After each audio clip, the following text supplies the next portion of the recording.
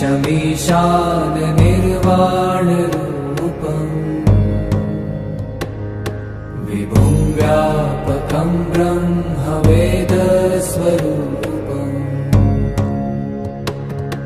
निजं निर्गुणं निर्विकल्पं निरीहम्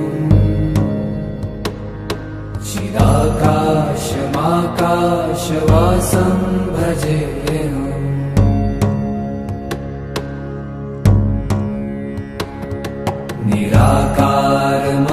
निराकारमोङ्कारमूलं तुरीयम्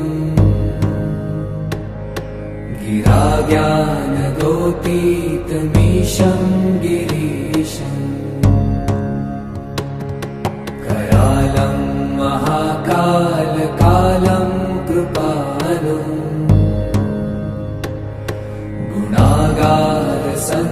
गुणागारसंसारपारं नतोऽहम्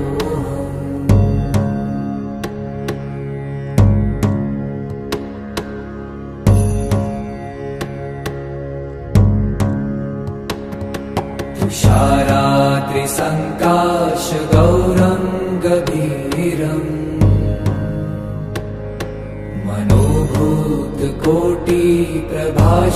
मनोभूतकोटिप्रभाश्रीशरीरम्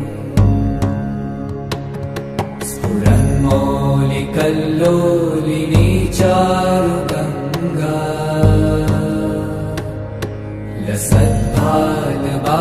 लसद्भालबालेन्दुकण्ठे भुजङ्गा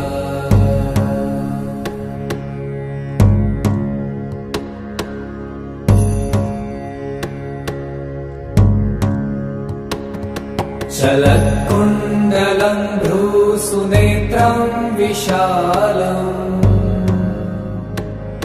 प्रसन्नाननं नीलकण्ठं दयालम् मृगाधीशचर्माम्बरं मुण्डमालम् प्रियं शङ्करं सर्वनाथं भजामि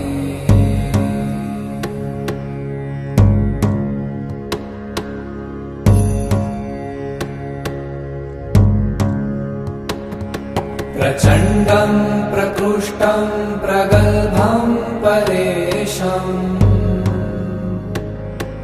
अखण्डम् अजं भानुकोटिप्रकाशम्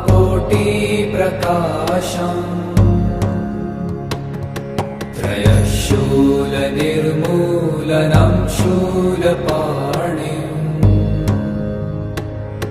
भजेऽहं भवानीपतिं भावगम्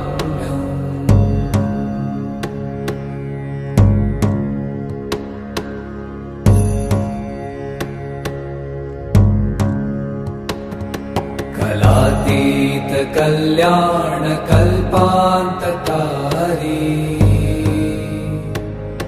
सदा सज्जनानन्ददाता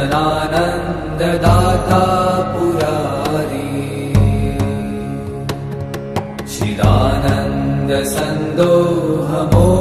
चिदानन्दसन्दोहमोहापहारी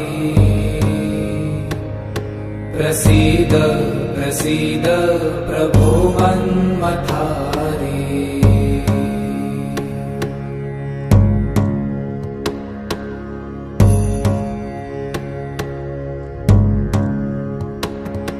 न यावत् उमानाथ पादारविन्दम् भजन्ति ह लोके परे वा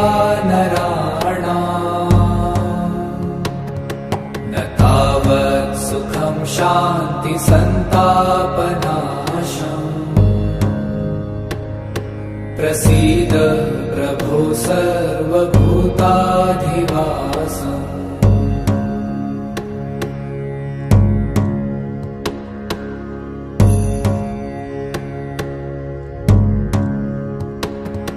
न जानामि योगं जपं नैव पूजा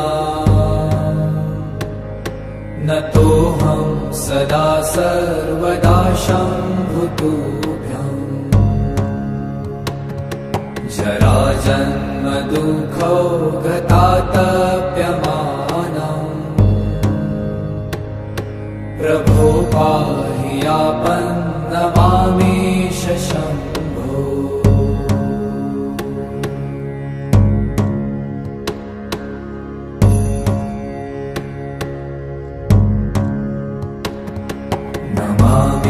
नमामीशमीशान निर्वाणरूपम् विभुं व्यापकं ब्रह्मवेदस्वरूपम् निजं निर्गुणं निर्विकल्पं निरीहम् चिदाकाशमाकाशवासं भजेऽहम्।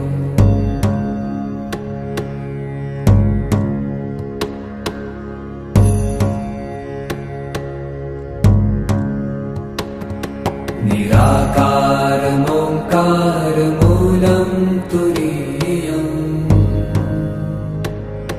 गिराज्ञानगोतीतमीशं गिरीशम् करालं महाकालकालं कृपालुम् गुणागारसंसारपारं नतो।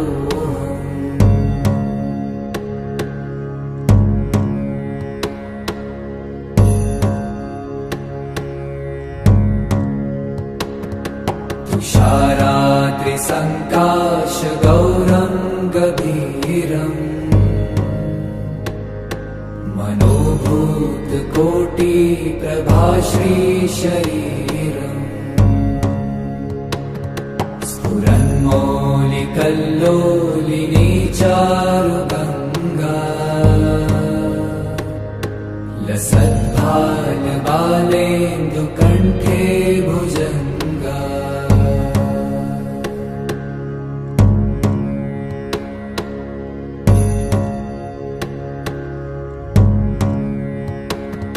चलत्कुण्डलं भ्रूसुनेत्रं विशालम् प्रसन्नाननं नीलकण्ठं दयालम् मृगाधीशचर्माम्बरं मुण्डमालम् प्रियं शङ्करं सर्वनाथं भजामि।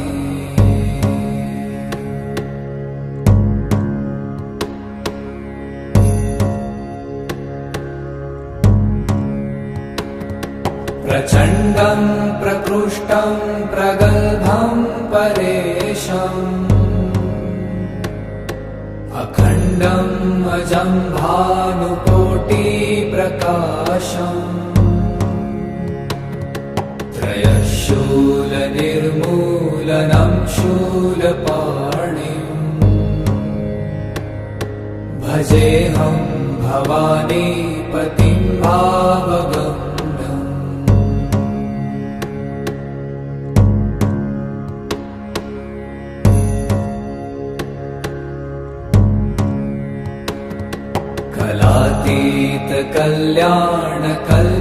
कलातीतकल्याणकल्पान्तकारी सदा सज्जनानन्ददाता पुरारी चिदानन्दसन्दोहमोहापहारी प्रसीद प्रसीद प्रभो मन्मथारी।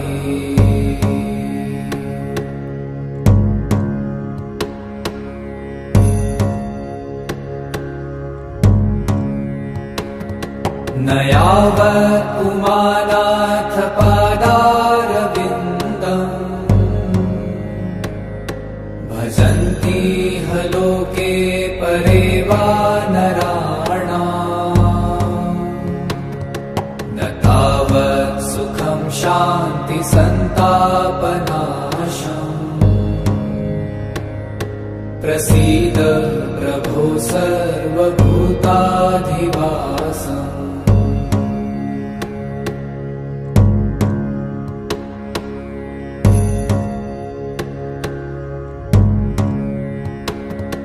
न जानामि योगं जपं नैव पूजा नतोऽहं सदा सर्वदा शम्भुतुभ्यम् जराजन्म दुःखौ गतातप्यमानम् प्रभो पाहि आपन्नमामीश शम्भो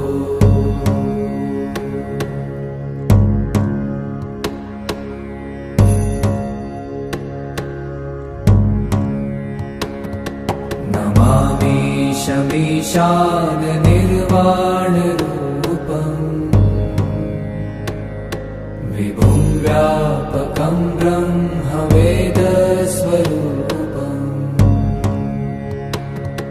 निजं निर्गुणं निर्विकल्पं निरीहम्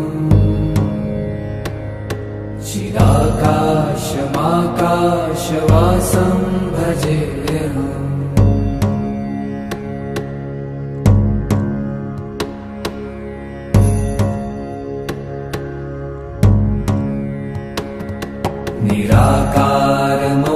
निराकारमोङ्कारमूलं तुरीयम्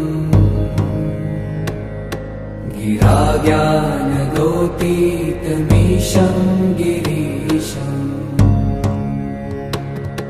करालं महाकालकालं कृपालुम्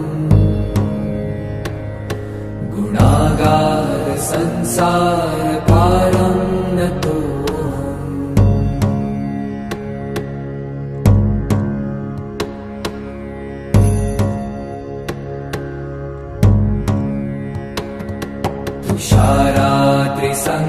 तुषाराद्रिसङ्काशगौरं गभीरम्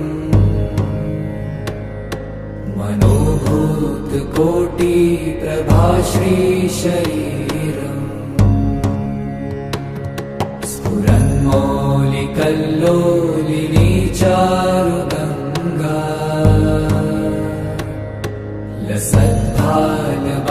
लसद्भालबालेन्दुकण्ठे भुजङ्गा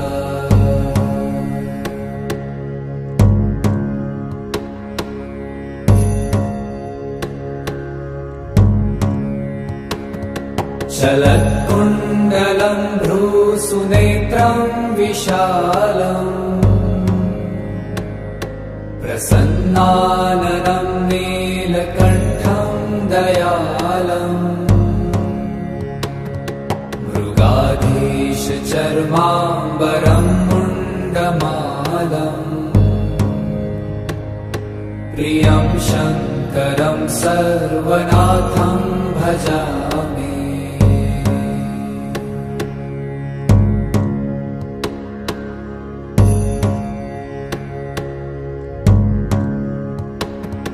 प्रचण्डं प्रकृष्टं प्रगल्भं परेशम्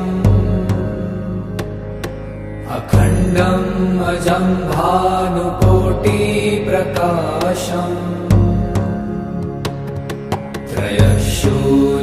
त्रयशूलनिर्मूलनं शूलपाणिम् भजेऽहं भवानीपतिं भावगम्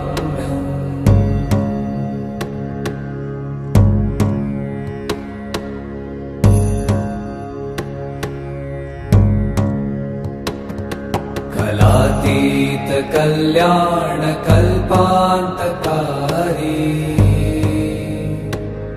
सदा सज्जनानन्ददाता पुरारी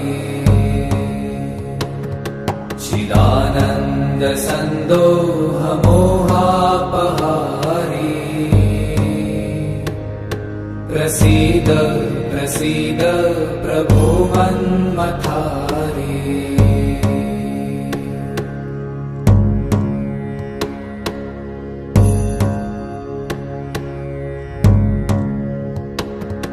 न यावत् पुमानाथ पादारविन्दम्